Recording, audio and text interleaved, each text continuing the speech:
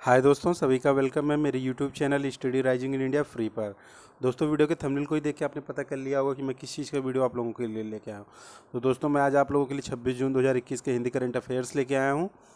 दोस्तों, वीडियो को स्टार्ट करने से पहले मेरी एक रिक्वेस्ट है। वीडियो को लाइक कर दीजिए, चैनल को सब्सक्राइब कर दीजिए, घंटी वाले बटन को प्रेस कर दीजिए, जिससे आने वाली अपकमिंग वीडियो का नोटिफिकेशन आप लोगों को मिल सके। तो चलिए दोस्तों, वीडियो को बिना देर किए हुए हम लोग स्टार्ट करते हैं। 30 जून को पीसीवी लॉन्च करेगा उड़ीसा। उड़ीसा सरकार ने 30 जून 2021 को यूनिवर्सल इम्यूनाइजेशन प्रोग्राम के तहत pneumococcal conjugate vaccine PCV launch करेगी। इससे राज्य में सालाना लगभग 8 लाख छोटे बच्चों को लाभ होगा और निमोनिया और मेनिंजाइटिस के कारण रुग्णता और मृत्यु दर के जोखिम को कम करने में मदद मिलेगी। अंतर्राष्ट्रीय नशा और तस्करी निषेध दिवस। हर वर्ष 26 जून को विश्व भर में अंतर्राष्ट्रीय नशा और तस्करी निषेध दिवस मनाया जाता है। यह दिन नशीली दवाओं के दुरुपयोग को समाप्त करने और अवैध नशीली दवाओं के व्यापार को बढ़ावा देने वाले संरचनात्मक कारणों को संबोधित करने के लिए समर्पित है। वर्ष 2021 की विषय वस्तु थी share drug facts to save lives है। यह दिन लिन जेक्सू के अफीम व्यापार को रणनीतिक रूप से समाप्त करने करने के प्रयासों को भी चिन्हित करता है। सौरभ चौधरी ने जीता कांस्य पदक। 24 जून 2021 को क्रोएशिया के आसीजेक में निशानेबाजी में विश्व नंबर 2 सौरभ चौधरी ने पुरुषों की 10 मीटर एयर पिस्टल स्पर्धा में ISSF विश्व कप में कांस्य पदक जीता। सौरभ ने 581 के स्कोर के साथ क्वालिफाइंग करने के बाद 8 सदस्यीय फाइनल में 220 स्कोर बनाए। दुशांबे में एससीओ बैठक में शामिल हुए एनएसए अजीत डोभाल। राष्ट्रीय सुरक्षा सलाहकार अजीत डोभाल ने 23 जून 2021 को दुशांबे में शंघाई निगम लिमिटेड के सदस्य देशों के शीर्ष सुरक्षा अधिकारियों की एक बैठक में भाग लिया। एससीओ के वर्तमान अध्यक्ष तजाकिस्तान ने 8 देशों के समूह के शीर्ष राष्ट्रीय सुरक्षा अधिकारियों की बैठक की मेजबानी की। पशु कल्याण के लिए वार रूम। पहली बार कर्नाटक सरकार द्वारा एक तरह का अनूठा पशु वार रूम स्थापित किया गया। बेंगलुरु में शुरू किया गया पशु कल्याण वार रूम पशुपालकों और डेयरी किसानों को राज्य में पशुधन के स्वास्थ्य और उत्पादकता को बढ़ाने के लिए सहायता प्रदान करेगा। वन महोत्सव आयोजित करेगी दिल्ली सरकार। 2021 में 33 लाख पौधे लगाने के लक्ष्य को प्राप्त करने के उद्देश्य से दिल्ली सरकार 26 जून से 11 जुलाई 2021 तक वन महोत्सव आयोजित करने के लिए पूरी तरह तैयार है। इसे यमुना बैंक की गढ़ी मांडू से लॉन्च किया जाएगा। वन महोत्सव के दौरान 14 नर्सरी में औषधि पौधों को निःशुल्क वितरण होगा। भारत को $10 मिलियन की सहायता प्रदान करेगा जापान। भारत को $10 मिलियन की सहायता प्रदान करेगा जापान। यह सहायता भारत को यूनिसेफ के माध्यम से प्रत्येक देश में टीकाकरण सुनिश्चित करने के लिए लास्ट वन माइल सपोर्ट के रूप में कोल्ड स्टोरेज सुविधा जैसे चिकित्सक उपकरण सहित कोल्ड चेन उपकरण प्रदान करेगी। पिनाका रॉकेट का सफल परीक्षण। डीआरडीओ ने 25 जून 2021 को एकीकृत परीक्षण रेंज चांदीपुर उड़ीसा में एक मल्टी बैरल रॉकेट लॉन्चर से स्वदेशी रूप से विकसित पिनाका रॉकेट के विस्तारित रेंज संस्करण का सफलतापूर्वक परीक्षण किया। पिनाका रॉकेट सिस्टम का उन्नत रेंज संस्करण 45 किलोमीटर तक की दूरी पर लक्ष्य को नष्ट कर सकता है। इसे स्वदेशी रूप से विकसित 122 मिलीमीटर कैबलर रॉकेट के उन्नत रेंज संस्करणों का भी सफलतापूर्वक परीक्षण किया। बांग्लादेश को ऋण देगा विश्व बैंक। बांग्लादेश अपने उच्च शिक्षा त्वरण परिवर्तन परियोजना के तहत विश्व बैंक से प्राप्त वित्त पोषण की सहायता से छात्रों की आभासी गतिशीलता की सुविधा के लिए दक्षिण एशियाई उच्च शिक्षा पोर्टल स्थापित करेगा। विश्व बैंक ने बांग्लादेश के लिए परियोजना के तहत $191 मिलियन के ऋण को मंजूरी दे दी है। लीडार आधारित वन क्षेत्रों के सर्वेक्षण की डीपीआर जारी।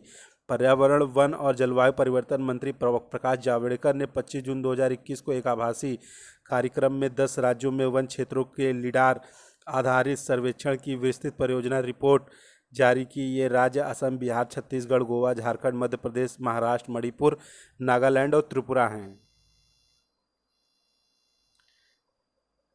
एफएटीएफ की ग्रे लिस्ट में Pakistan. Financial action task force ने पाकिस्तान को ग्रे लिस्ट में बरकरार रखा। इससे पहले जून 2021 में एफएटीएफ के एक क्षेत्रीय सहयोगी में पाकिस्तान को एनहांस्ड फॉलो अप सूची में बनाए रखा था। देश से एफएटीएफ द्वारा निर्धारित कार्रवाई मदों के लिए अपने प्रयासों को मजबूत करने के लिए कहा गया है। सरकार ने की आईटीएटी ई द्वार की शुरुआत। कानून मंत्री रविशंकर प्रसाद ने 25 जून 2021 को औपचारिक रूप से आयकर अपीली न्यायाधिकरण के ई फाइलिंग पोर्टल आईटीएटी ई द्वार का शुभारंभ किया। पोर्टल विभिन्न पक्षों द्वारा अपीलों, आवेदनों और दस्तावेजों को ऑनलाइन दाखिल करने में सक्षम बनाएगा। 5 इंडिया और सेबी कार्ड में साझेदारी।